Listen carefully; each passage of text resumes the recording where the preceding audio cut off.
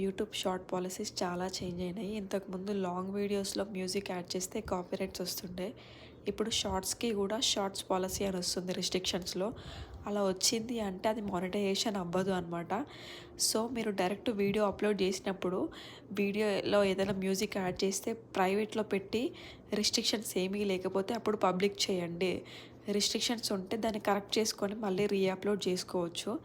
By the way mid of the week కూరగాయలకు వచ్చినాము. కూరగాయల రేట్స్ అనేవి యూఎస్లో డిపెండ్స్ ఆన్ సీజన్ అనమాట. సీజన్ అంటే సమ్మర్లో ఎక్కువగా కూరగాయలు అవైలబుల్గా ఉంటాయి అండ్ తక్కువ ప్రైజెస్ వస్తాయి. అండ్ వింటర్లో ఏంటంటే మనకి చలికి కూరగాయలు ఎక్కువగా పండవు కాబట్టి అవైలబిలిటీ తక్కువ ఉంటాయి.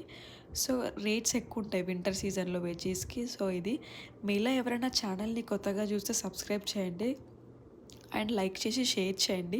మీకు ఏమైనా డౌట్స్ ఉంటే కమెంట్ చేయండి, నేను నెక్స్ట్ వీడియోలో చెప్తాను. Thank you.